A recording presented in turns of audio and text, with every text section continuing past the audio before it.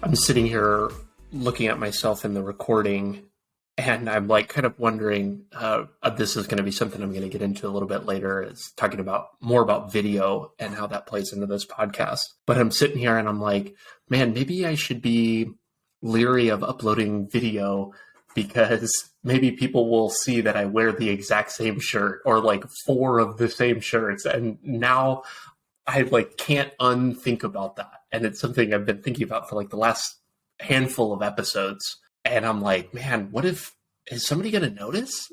What this episode is going to be about is me talking through what I have learned over the last year in a couple of different ways.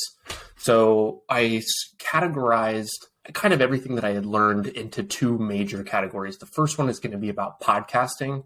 And the second one is going to be about the veteran kind of military community as a whole. They're both kind of separate, but I think important to talk about. And if you're not interested in hearing the podcast talk, I will encourage you to actually stick around because I'm going to draw some correlations to other bigger things about life and business that I think resonate with the themes of my learnings in podcasting. There's going to be maybe a couple hot takes. We've got that to look forward to, and a couple other just interesting thoughts that I've had. I'm imagining this as a bit of a fireside chat. So I'm going to start with podcasting.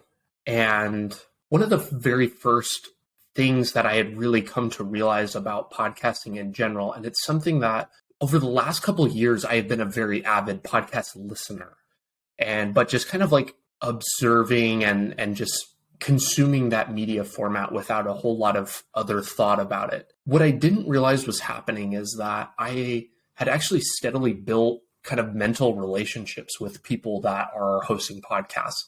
And it's weird to think about that. If you are also an avid podcast listener, you know what I'm talking about. You kind of feel like you know who the people are, who the hosts are, who the guests are.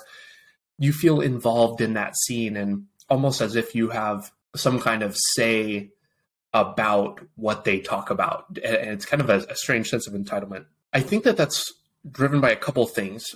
One, and this is like my first observation, is that podcasting is a very deep trust, but low signal or one-way medium. And here's what I mean by that. So the deep trust is kind of what we were just talking about. There are a couple podcasts that I listen to that sometimes I listen to them 2 or 3 times a week for an hour long over the period of a year or 2. Like that's a substantial amount of listening time. And so over time, even though that it's one directional, you're kind of just on the receiving end of this information. And thinking about that as in terms of what I'm doing, I really like that. And I'm going to come back to that in a second. But the second part of that statement is the low signal medium. Because it's one way, I don't really know what's going on the other side of that. And I don't think that as a listener, this is something that you think about. I don't really think about the fact that all of those people that I've listened to in my ears while I'm running errands and doing all these things, I don't think about the fact that they don't really know who I am. I just am consuming the content. But when you're in the shoes of a podcast host, you're trying to kind of like bridge that gap. And that's one of the things that I've actually struggled with when it comes to this podcast is because I'm talking, but you don't really ever get any direct feedback. You're not like looking at somebody. I'm interacting with the host, but I'm also not hearing if the listeners directly have an issue. Do they like it? Why are they listening? And then attempts to actually speak with the listeners of a show it's impossible almost. And I shouldn't say impossible. It's something that I'm working towards, and other hosts, I think, do a really good job of. Again, something I'm going to talk about in a little bit, but it's on the roadmap. This whole section I'm going to tie into business and some other topics, but you really have to think about what is the journey that the person on the other side has experienced. Let's say that you're writing a book. Let's say that you're a boss. This is like kind of the foundation of communication. How is that person entering the experience that you're providing them? And then, that's one part of it. And then the other part of it is the fact that like your content, like what you're actually delivering. So those are just kind of some interesting thoughts about the space.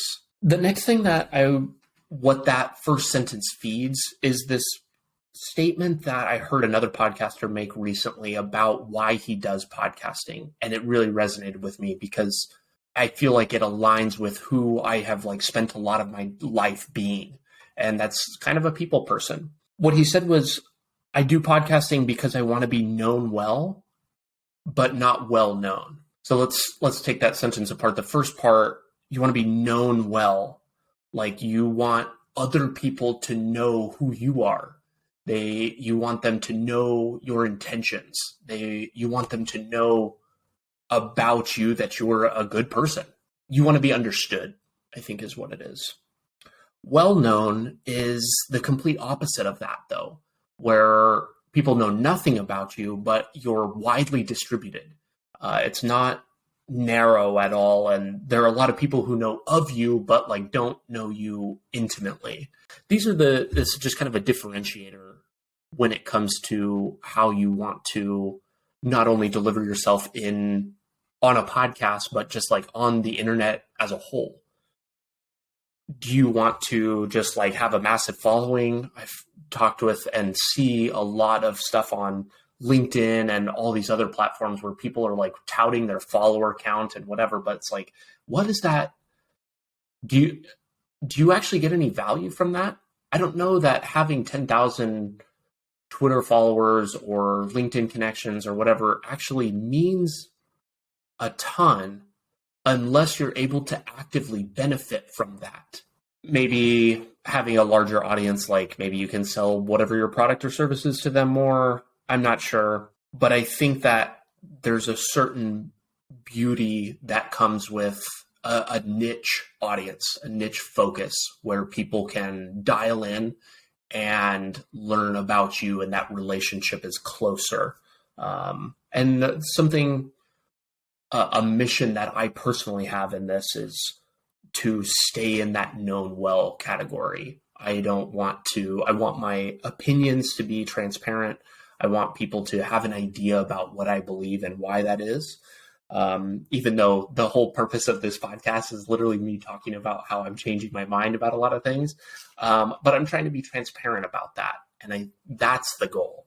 This has been a good medium for me because I get to still talk to people. One of the things that I struggled with before writing a newsletter semi-regularly was that you get even less feedback doing that, but at least during the periods of doing an interview, I get to experience like talking to a new person and getting the fruits of that. I think the takeaway from the segment on like being known well versus well known is thinking about how that maybe applies to where you're sitting at. How are what you're doing now positioning yourself? Maybe that's online, maybe that's in your business, maybe that's anywhere in your relationship. How is your position setting you up to be well known or known well? And either is fine. I don't think that either of those things is bad. I was just trying to explain, hey, I want to be known well. I want people to know me, but that may not be everybody's goal. I think that there are some pros and cons to both. But the question is like, which one do you want to be? And does what you're doing now set you up to be received in that manner?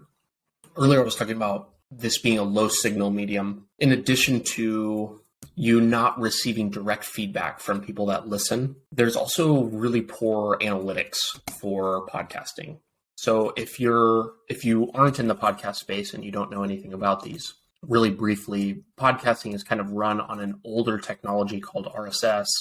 And what that does is it presents a challenge because to actually like track who is listening and like accepting that RSS feed, because there are just tons of things that can accept RSS feeds. So like Spotify to Apple Podcasts to, there's just all these platforms, and it's difficult to have one system or like one unit of measure that it's applicable to all of them because they all do it differently. And that's it's been a good thing and a bad thing. Like I'm trying to not do this podcast for numbers. It's always kind of lingering in the back of my head, but I'm working on that as a focus. But from the actual trying to understand the analytics that I do have that Spotify provides, it's kind of difficult to know whether they're reliable. I sometimes don't know if that's, hey, is this actually how many people are downloading and listening, or is there something that I'm missing here? I think the takeaway there is to make sure that you really understand what you're measuring in your business or personal life. I'm going to talk a lot more about finding something to measure in your life. Generally, that's going to be one of my last topics on the vet side. But when it comes to a creative project, whether it's something that you're working on, like what are you measuring, and how is that helping you get to whatever goal it is that you're trying to achieve? I'm not a big fan of the phrase, what gets measured gets managed. I don't think that that's entirely true, but there's some credence to why that idiom or that phrase exists. And it's because, hey, if you're looking at a certain number or a record of performance in some way, shape, or form, you're going to be doing things to see that number go up. And that kind of feeds into why social media is dangerous and like, oh, I want to see more followers and more likes and more of this and more of that. But when it comes to your personal life, we are coming up on the new year. And so we've got goal setting in your health and all of these different things. First off, don't wait for the new year. Start it today. But 2, think about what you're measuring. And if you aren't measuring anything, that might be a problem. When it comes to getting feedback, I mention a lot on many episodes why I ask for reviews or ratings for the show. I'm currently doing a giveaway for offering ratings, which we'll see the outcome of that.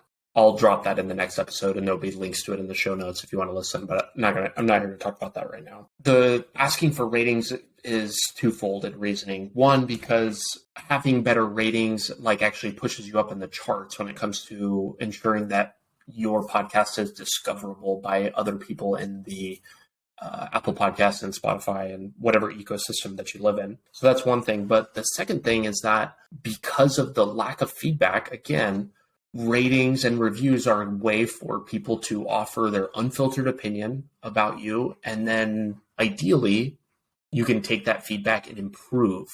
But you actually have to get the feedback for you to do anything. And so that's the kind of the driver behind getting that. It's one thing to be asking for feedback. That's a good thing. And I think that demonstrates a certain level of professionalism, not just on podcasts but anywhere. When you're asking for feedback, that means that you want to do good. And so that's a step in the right direction. I think that the next level that builds on top of that is actually being ready to implement the feedback that you're offered. I kind of look at it as like these tiers or whatever. There's Justin Welsh writes a really good weekly newsletter, and he shared this image today where it shows like this sphere and there's these different waves that come out of it. And at the middle is just like, you're happy and like everything's good. There's no challenges or whatever. And then the next level out is, aware of some things to work on and like, oh, kind of sort of trying to do this. And then it's like, the next level out is asking for feedback. And then the next level, just like it kind of keeps building and building on each other. But you need to be willing to actually do the thing that you're being told to do, whether it's coming directly from a person or not. So because of the lack of people coming in and nobody's writing in and saying, hey, this is what exactly you should do on your podcast, I'm having to look at other signals for viability. And that's in, sadly, download numbers to some extent, but other metrics about just like the content type. Is it a topic or topics that people are having conversations about? Having to use and like get your hands into all these other ways to feel and suss out whether you're actually solving a problem. The next little segment that I have picked up about podcasting is kind of a better understanding of time in general. It's now that I've done this for the last year, it's hard for me to think about a time when I hadn't done it and would try to imagine maybe how much it time for somebody to actually put a podcast together. So I don't exactly know what I thought, but I know that the requirements that it takes to actually put this on are significantly larger than I thought they would be. I was listening to, right before getting started with this project, I was listening to an episode with Tim Ferriss, and he was talking about starting a podcast and just like if you were to do it over again, just all the typical questions about how to just like kind of inspire somebody around like the podcasting space. And something he said I have like held on to from the very beginning, and that was actually my kind of the gas on my fire starting it, that I was going to be able to do it.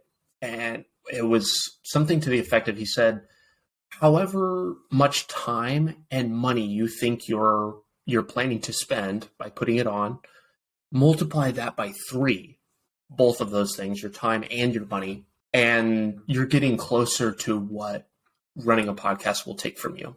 And that blew me away at the time. I was like, man, how much is it? Like, you just get a mic, like throw it up, do a couple interviews, like it's good. It's like, no. I mean, you can do that, but there are going to be all these things that just kind of get in the way. And I don't know that you as like a person in your craft and like your artistic process will actually improve. And I think that that's a sign that you're like trying to lean into it when, hey, like I could do this for less time, but I'm trying to cater to a specific quality level on whatever metric that might be. Everybody's going to have something different, but you want to lean into those things and continue to improve at your craft, whatever that is. But this probably takes anywhere from 15 to 20 hours a week sometimes. There was a couple weeks ago, I recorded like 6 interviews in a week, and I didn't feel like talking for several days.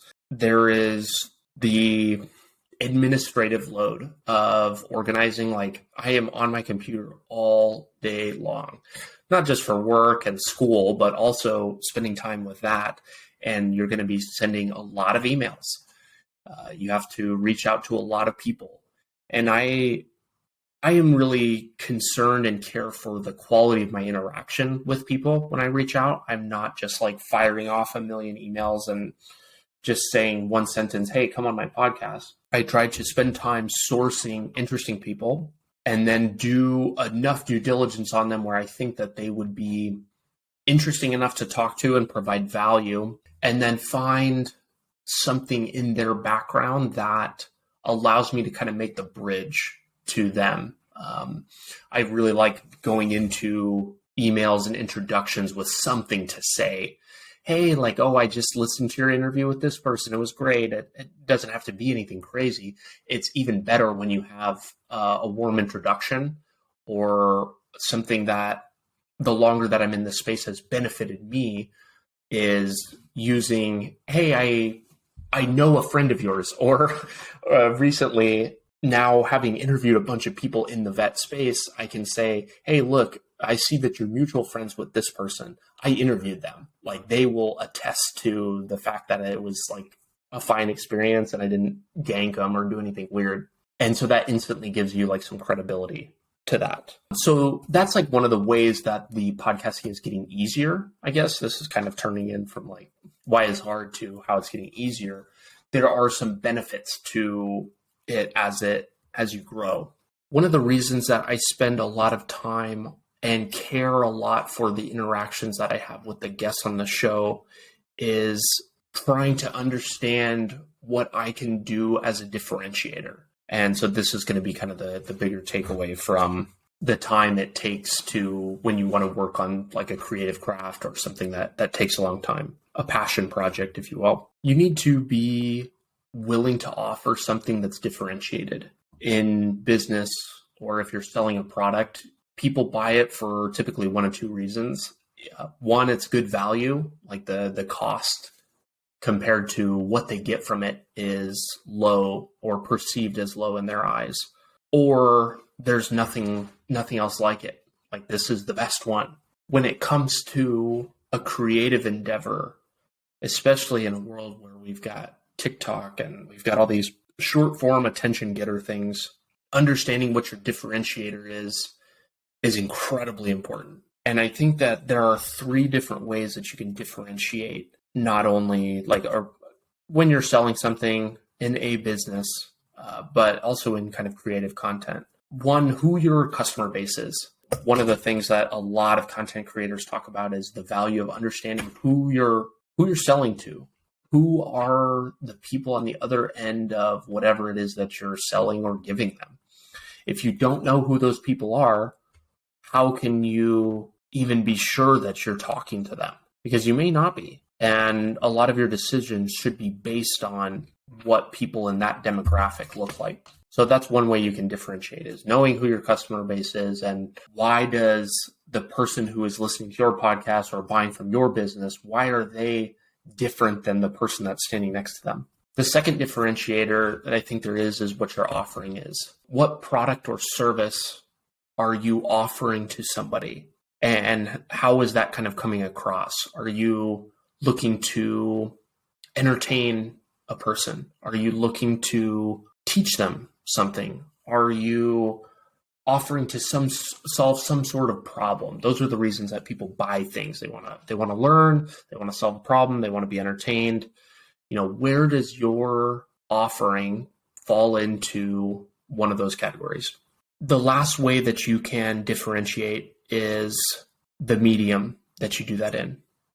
Whether that be, podcasting is traditionally audio, but people are like turning that into video. And so that's just an example with that. But if you maybe you write a book and kind of the advent of newsletters, that's a different type of medium. There's so many different ways to deliver what your offering is. And it's good to experiment. Find out what it is that your people like. Your offering and the medium should kind of be dictated by the customer base. What is it that where do they like to receive their news? I think that this had a funny thought, thinking about who your customer base is and how they like to receive information. I've had several funny interactions with grandparents or older people who have maybe never listened to a podcast before. And so it's always funny. They're like, "Oh, what do you do?" It's like, well, I host a podcast. What is that? How do you even describe this? It's talk radio, but recorded. Understanding why that would, you're not going to have a very easy time going after maybe an older age demographic with podcasting. There's some exceptions, but that's just one example of why the medium is important. And then also understanding what the customer wants when it comes to that. All of this talk about learnings and stuff from podcasting kind of brings me to my last point that I want to talk about, and the direction that I'm looking to take the podcast, what you can expect from me going forward. I am in the process of working to get this podcast onto YouTube. While it would be easy to just upload the soundtracks to YouTube, that's not exactly what I want to do long term. And I'm trying to spend the time and money to get that to a viable and reasonable experience to actually view on YouTube. It's so visual. Not a lot of people are just going on there to listen to sound. So I'm trying to make the necessary moves to make that a reasonably enjoyable experience for something that's not designed to be video. So I'm working on YouTube, and another kind of initiative that I am going to be working towards in this new year is working more on top of funnel. And let me explain what I mean by that. So this is kind of like a general marketing term. If you work in marketing, you'll kind of be familiar with this. But as people, as customers, as listeners, as whatever you want to call them in whatever line of work you're in, whoever you're selling something to, there are different ways that they get down to the point of buying a product or listening to a podcast, whatever it is. And so there are things that you need to do to kind of help them reach that point. Like a buy signal, when somebody buys something from you, that's the highest signal of faith that they can kind of have. And like I said before, it's not just as simple. They don't just show up and buy something usually. Oftentimes they need to be kind of nurtured and communicated with earlier on in the process to get them to that buy decision. Especially for something that's discretionary. So what do you do to kind of help or kind of feed? And this is like a funnel formation. Is let's just imagine a triangle, and down at an upside down triangle. down at the point of the triangle that's the buy decision. And there are people up above that. And so you have to kind of they call it feeding your top of funnel to get people to that bottom portion of buying, or in my case, listening to a podcast. I have done a very poor job just due to the requirements of putting this on altogether of something that is actually very easy. And it's like posting to Instagram. That's such a simple thing, but I have been so overcome with the responsibilities of just delivering a weekly show that this is a kind of, up until recently, about all I could handle. When I think about podcasting is an extremely, as I said at the beginning, deep trust, low signal medium. It's at the bottom of the triangle. It's a big commitment to ask somebody like, hey, if you meet somebody new and they ask what you do, maybe you recommend them, hey, you listen to my podcast. Think about the requirement. Think about what you're asking them to do. You're asking them to sit down and especially if they're going to have a conversation with you about it afterwards, they probably feel obligated in some sense to listen to it in depth so that they can talk about it. So for that, they need to be paying attention. And especially for my format, where it's it's not a lighthearted, just bullshitting conversation. There's usually some deeper topics discussed. And so people need to be listening to that. So I'm asking, or I have spent the last year asking people to listen to an hour and a half show from somebody they don't know about a topic maybe they don't even care about. It's a tall order.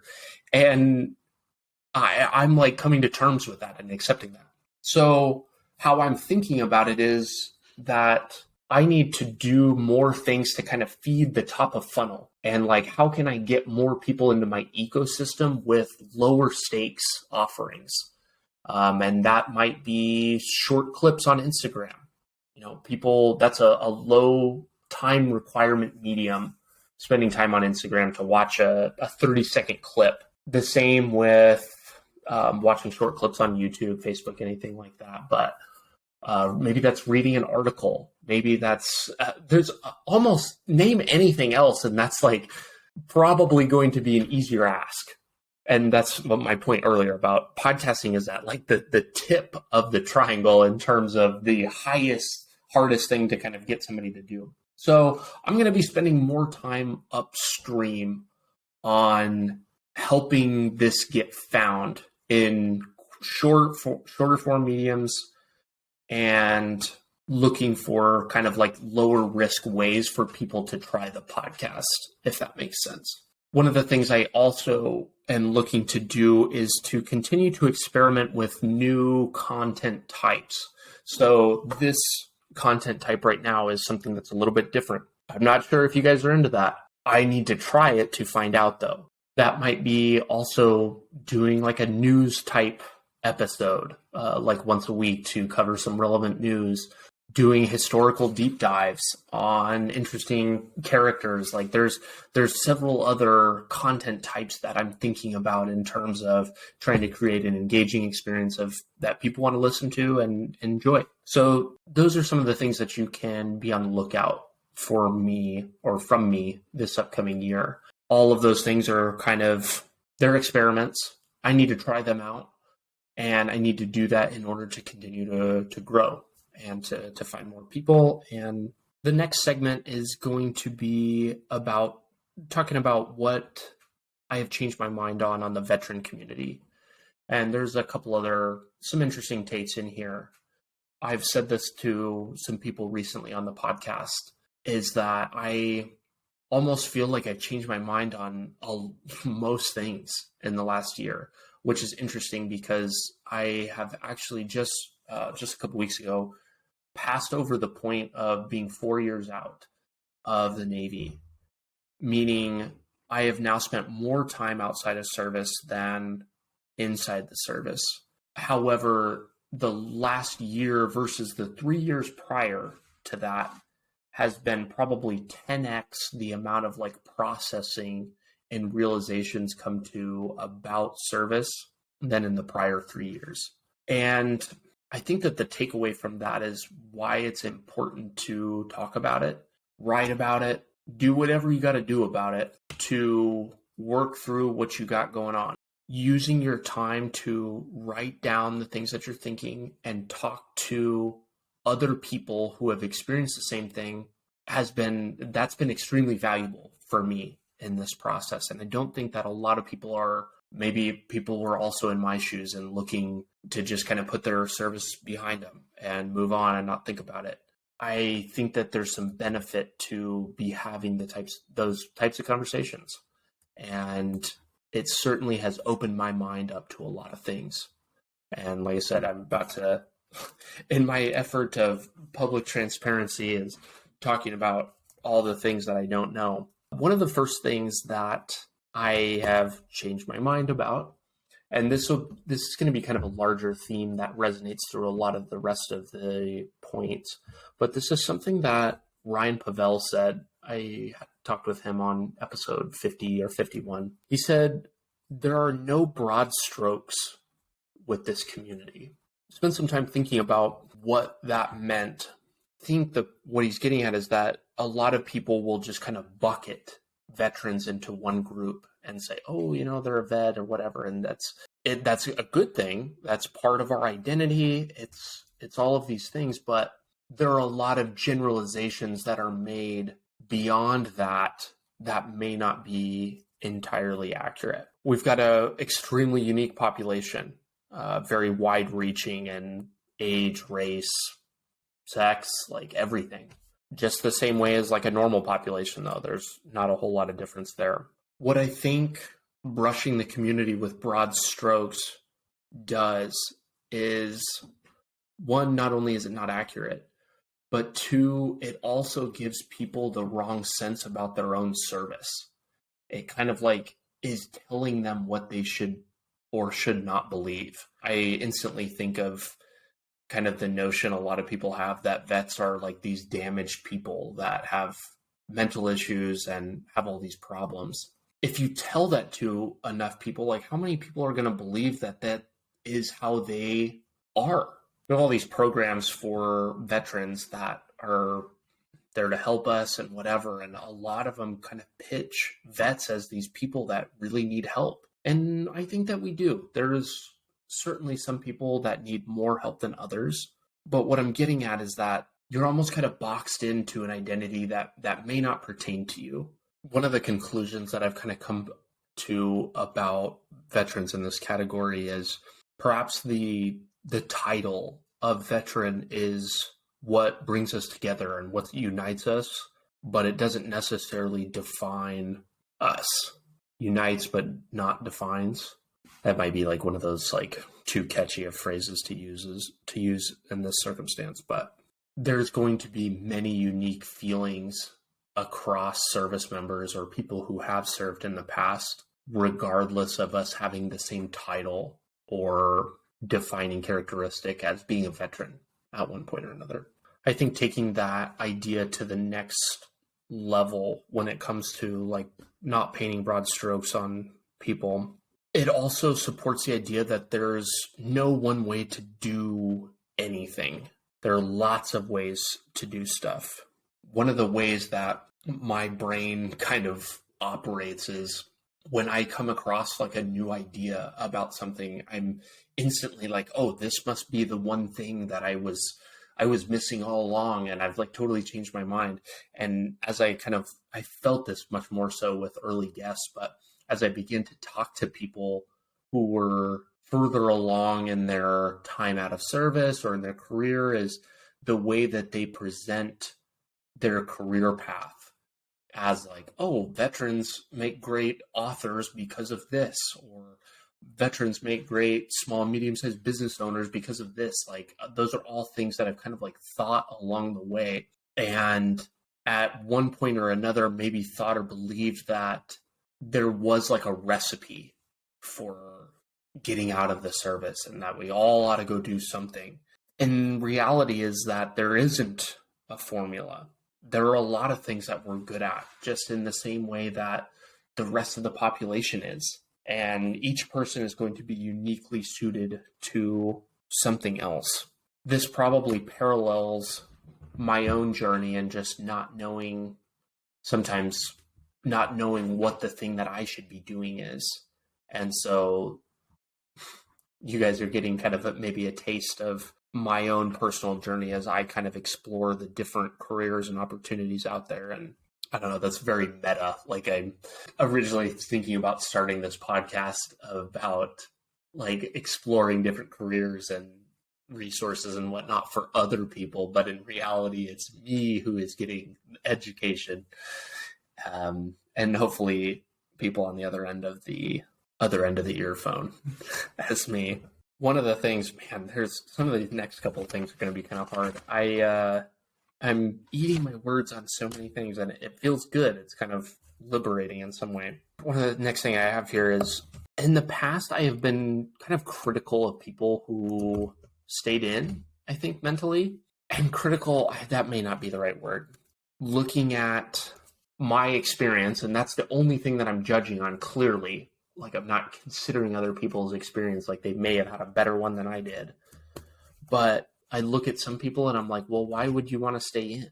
And man, that is really fucking ignorant. That is a really, really bad thing. And God, that's just, it's so wrong. It's not good. And the rest of these are just as bad as that. But I have like let my perception of how things have gone like dictate how I think other people ought to act or what they ought to do, as if I have some kind of like arbiter over that. I get closer and closer every day to accepting the fact that you can't change people's minds about things. There's only two ways that you can do that. Either you need to help lead them to their own conclusion about why the way that they believe is wrong as it is, or you need to show them by making what you do so loud that they can't help but notice and recognize that. So I think that I have just spent a lot of time projecting my own thoughts and experiences on people that I think, oh, maybe you should get out. Reality is like there are some people who really enjoy the service. And I'm not saying that I didn't. I enjoyed parts of it the way that most people do. But back to that thing that I was saying before, there's just not a formula. What I haven't gained more sympathy for is when people don't like something, whether that be a job, could be any job, not just the service, but anything, and they don't want to take the actions to change it. And I think that there are a lot of people, unfortunately, that are still in the service that just want to be there to complain about it. And this isn't me talking down. I spent a lot of my time complaining, and that was wrong. But what I'm seeing is that there are a lot of people that are just looking to complain about life in general. And it's frustrating to hear that and to have sympathy for it when they don't want to make the choice to change and to be different. One of the next things that I have changed my mind about is a lot about the enlisted and officer divide. One of the things that prompted this is a couple weeks ago on Facebook, they have like the on this day posts. And I was looking at that, and I made a status back in, must have been 2015. So 7 years ago-ish. And I said something to the effect of officers, let's see, what did I say? Something about how officers walk around puddles and enlisted walk through them. And I remember the day that I made that status, and I was actually meant it literally and metaphorically at the same time, because I was walking to work that day, walking from the barracks to my work building, and there was an officer in front of me, and there was like a kind of a noticeable puddle there, and naturally he walked around it. And I think at the time I was like, oh, and I mean, he wasn't in like a dress uniform or anything. And it was raining. And so we're kind of like wet already, but he walked around the puddle and just in a working uniform. And I think in my head at the time, I must have thought that he was like, for some reason, a coward for not walking through that. Like it was a very large one, and he like had to like considerably go out of his way to like make sure that he like didn't step in it, but it wasn't that deep, and like it was very conceivable in work boots that you could just walk through it. Like it was a pain to walk around, so it wasn't just like I'm roasting this guy for no reason. He could have just walked through it, but he didn't. And so I think in my head I was like, oh, like enlisted, we're workers, like we're the tough ones, we're all these things. And I think I'm not sure why I really felt this way, but you kind of almost feel pinned against officers in some way. Like there's all these jokes about, like making a joke enlisted to officer, like, oh no, I work for a living, like, like I know that I've said that 100 times, but you kind of like, you feel like they're your enemy kind of. And that's weird. Now in hindsight, it's like, this is literally your boss in some capacity. That may not be like true for everybody, but there's always just kind of this gap there, this enlisted officer gap. Maybe that's the search for a common enemy and you just kind of like want somebody to dislike. I'm not sure what it is. I have changed my mind about that, obviously, to about the nth degree. And first and foremost, like at least half the people I've had on this show have been officers. And I'm not sure if that's coincidence or not, but there are some really fantastic officers, current and former.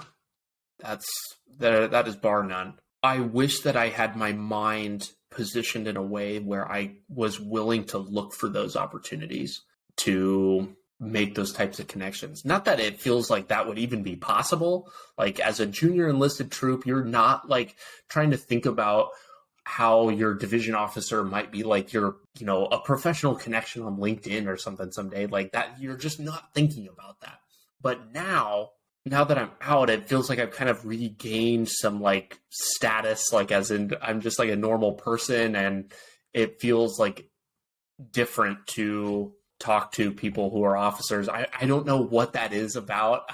Somebody is going to have to respond to this and tell me I'm not freaking crazy for thinking this way, which is kind of like weirdly how I feel about all these things, and kind of why I'm a little bit nervous to post this episode, but just kind of like weird ramblings about ideas and why I'm not thinking correctly, obviously. But I've changed my mind on that. I really was not open and like I certainly didn't feel that I was being looked at in that way, and obviously was not giving anybody else the benefit of the doubt on that.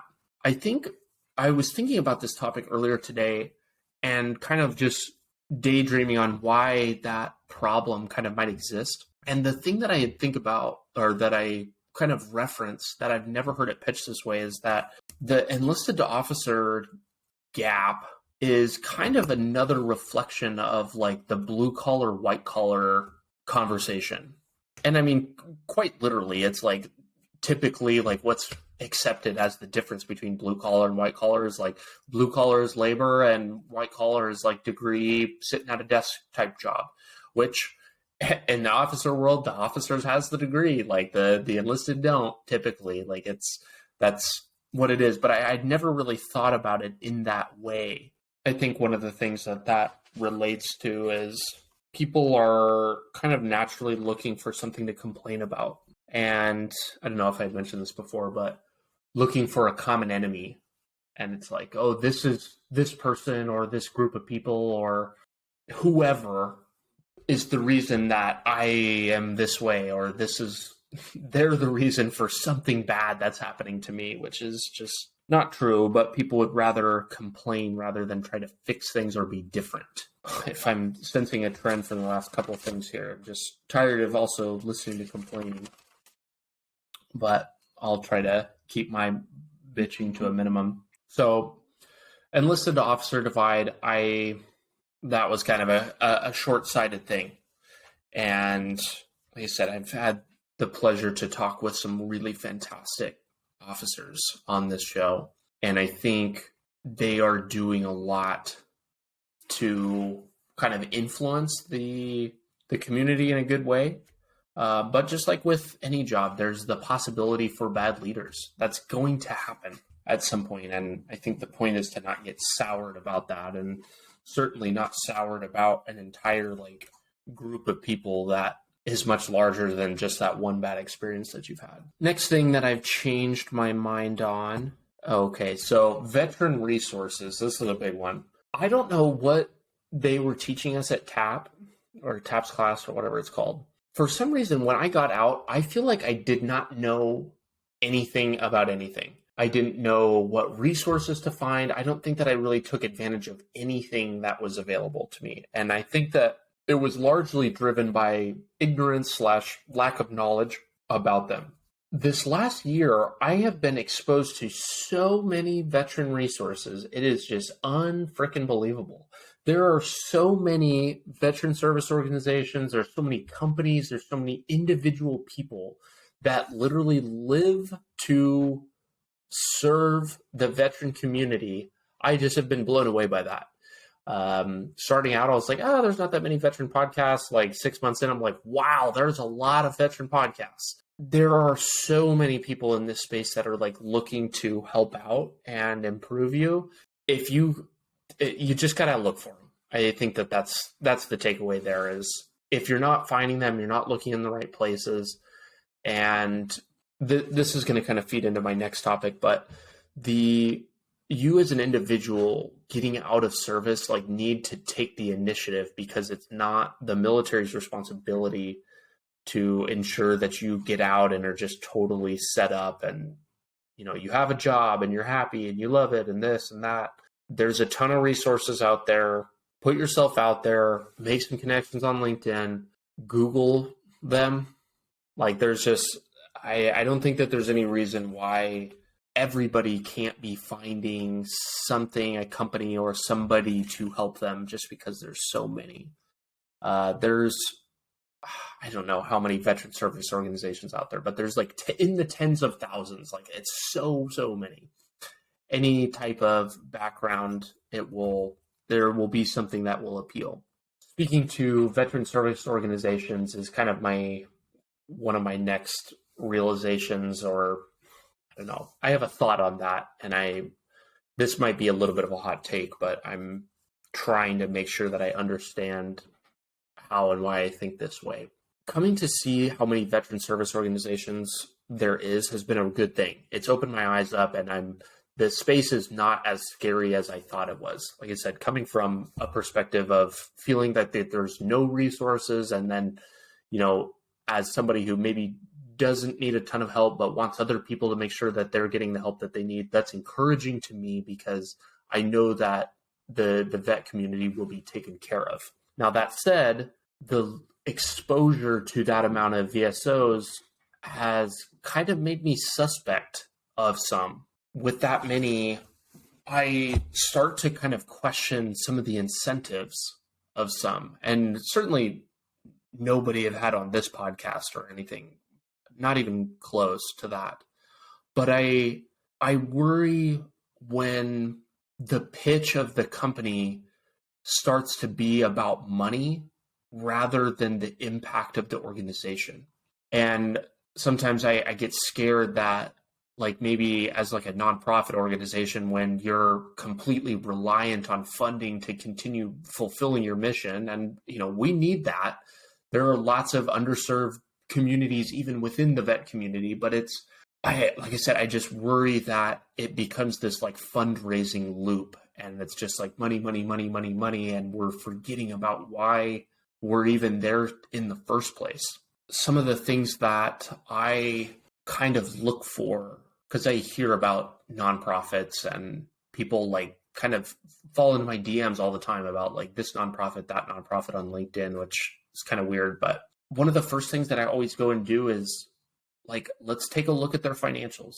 As a nonprofit, nonprofits are afforded tax exemptions because of that. So one of the first things that I want to do is like, okay, how much, let's take a look at where they're spending their money and like what that's going to. And I think that should be, or is in the interest of people who may be listening to this show, is to look for those things and hold nonprofits accountable. It's great to see when nonprofits post them on their website. It means, hey, we want people to see this and to read it and to know about it. This is what we're spending our money on. And this is how much charitable giving was made in the last year. And I don't even know any, like, I'm not here to like name drop. I don't even know the name of a bad example. I just am like things I'm seeing. But nonprofits where maybe people are like paid exorbitant amounts of money, like things like that, that's kind of a red flag. I have spoken with people on this show that have talked about ways to watch out for nonprofits I think that might have been with Max from VRNE. He was talking about nonprofits, but that's something that you could do as an individual to kind of like suss out whether a nonprofit is, putting all of that information out there and whatnot. I think that the mission of a nonprofit is extremely important. What problem are they looking to solve? And then honestly, I like to look at what the impact is, like try to connect the dots from what the organization is doing or what they say that they're doing on their website, and then draw that to some stories of like, are there interviews where people have like gone and talked about the impact that organization has had? Or like, are there stories written online about it? Like there are tons of ways that you can help find details to see that that's kind of like being carried out. And so just like with anything, and especially, if you're going to actively give to a nonprofit, like make sure that it's one that aligns with your values and they're actually fulfilling the mission that you think that they're fulfilling. I'm not downbeat or against nonprofits. I want to make that abundantly clear. I just think that and care about impact the most and hope that the focus can be about doing the thing that they say that they're doing as the number one and not just, hey, all we care about is getting more donations. My next takeaway from the vet community is around the types of people that the military breeds. And I think that is servants. The military breeds servant leaders. And I think that honestly, we are called as individuals to continue to serve after our enlistment is up, regardless of whether you joined the military to, quote, serve your country. Maybe it was some people just joined for the school benefits. Maybe they joined for whatever. Regardless of any of that, at some point, you were responsible for the safety of our country. And that's a big commitment. And I think that should be honored and respected. Now, where I think we run into problems is because the military is so demanding, I think it's very easy to get an idea that somehow the military has taken a lot away from you that was not something that you knew about.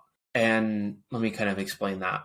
One of the statements that I heard this recently, and I got kind of upset because I know that I have like thought it in the past, and I really have moved very far away from that. But the phrase, I'm excited to get out of the military what it took from me. And I think that's a very toxic, scary statement for a couple of reasons. First off, you signed up, you enlisted, you signed on the paper. You may not have known exactly what that was going to entail, but you agreed to that uncertainty. So let's just talk about what's owed here. And I don't think that there's not a ton of owing on behalf of the military to you because of anything. That said, they do have a basic responsibility to keep you alive, feed you, clothe you, do all of those things. And I think that although it leaves a little bit to be desired, do make an effort to invest in your future beyond the service. Now, they've got a retirement plan. They've got, they send you to TAPS class. Effectiveness of that we'll leave for another discussion, but there are things in place that are designed to help make that transition as smooth as possible, kind of within their power, I suppose. I think the attitude that somehow the military has harmed you is not the right approach. And I think it really breeds this attitude of like entitlement. I don't know if it's kind of a scary word, but it's entitlement, I think, to some extent. You were part of the service because you are not most people. You're mentally stronger than most people.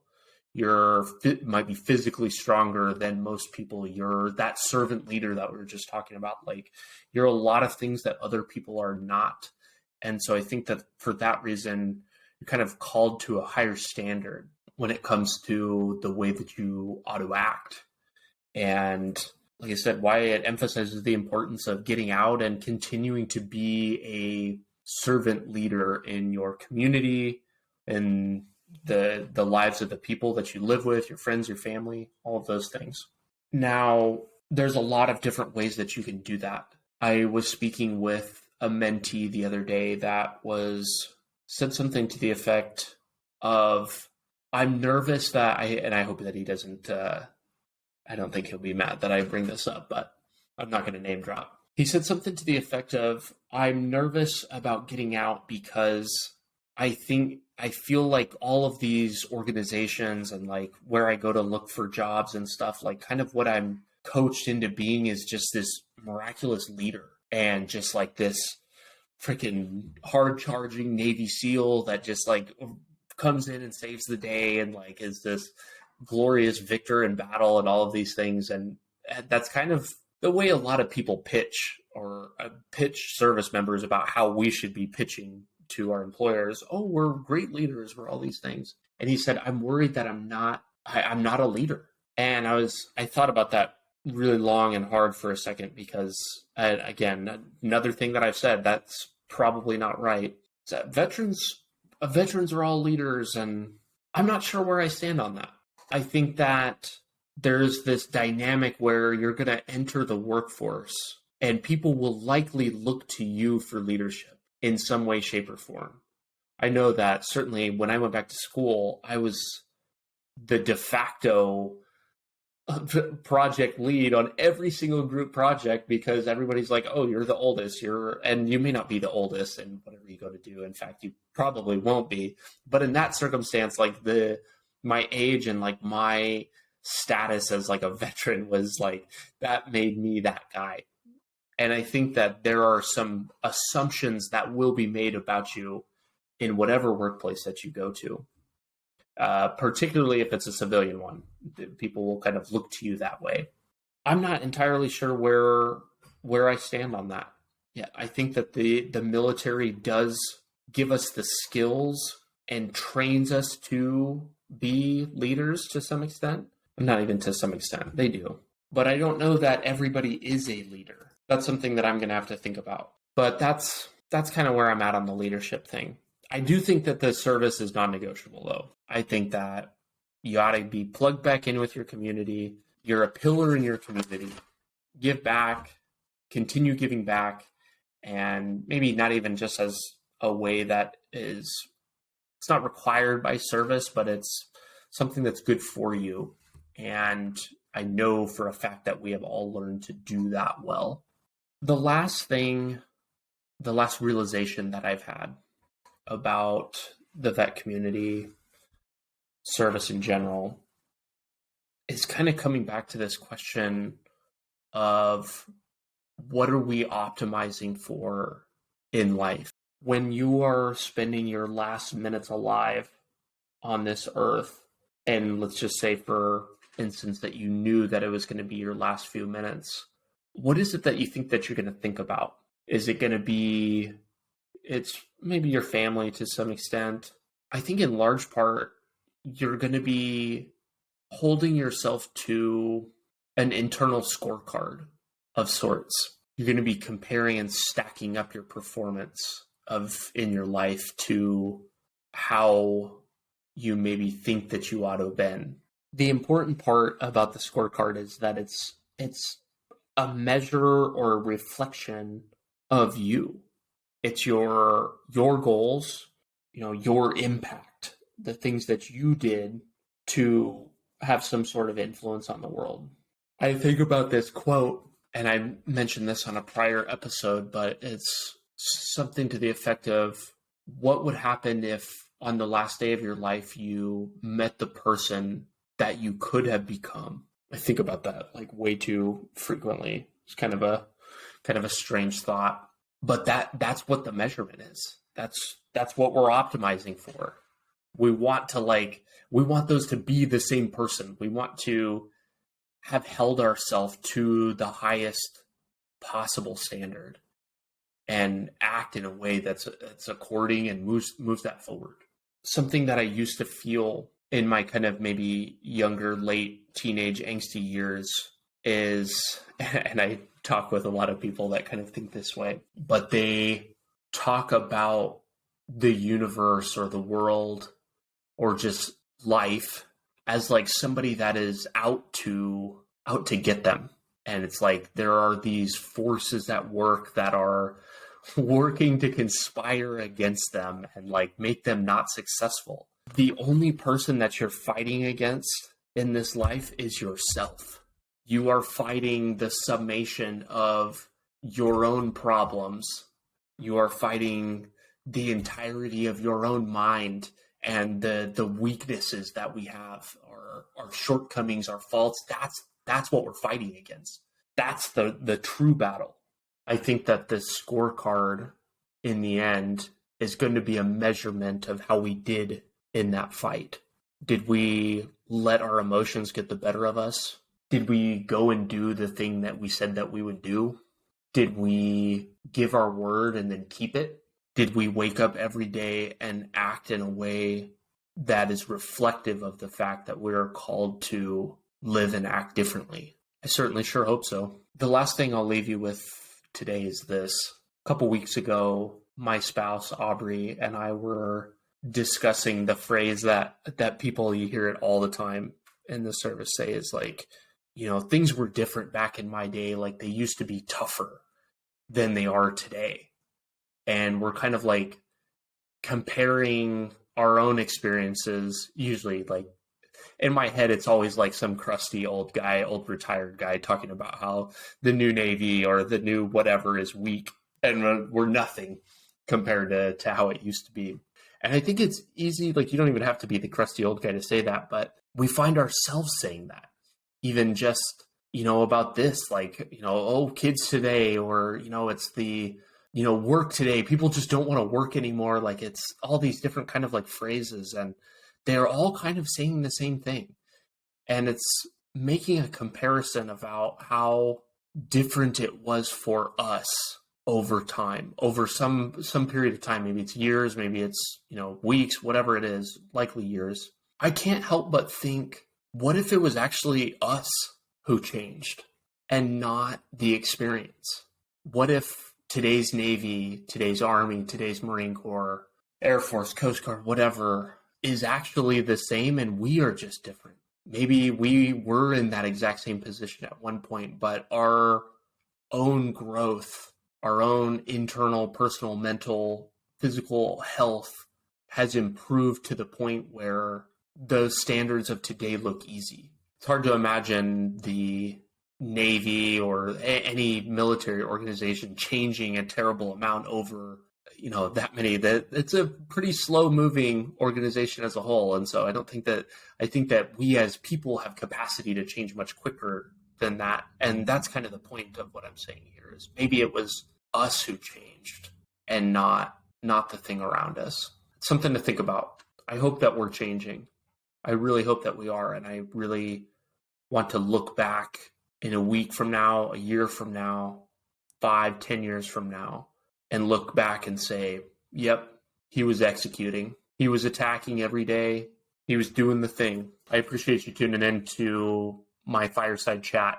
I would love to hear your feedback. Thanks so much for tuning in and listening to this episode on everything that I've changed my mind on. I would be remiss to say that there will be less of these next year. In fact, I hope that there's more. I think that there's a lot of power in being able to change your mind. Be open to what the world has for you. Get out there and keep attacking. Thanks so much for tuning in today. Your listenership helps me better educate people like you and the rest of our nation's military, both past and present, on building a successful life outside of military service. If you're looking for more ways the top vets are leading more effective lifestyles, building businesses, and using the resources designed specifically for you, press here for a selection of some of the best clips. Be sure to like this video and subscribe to the channel to stay up to date, and I will be talking with you soon.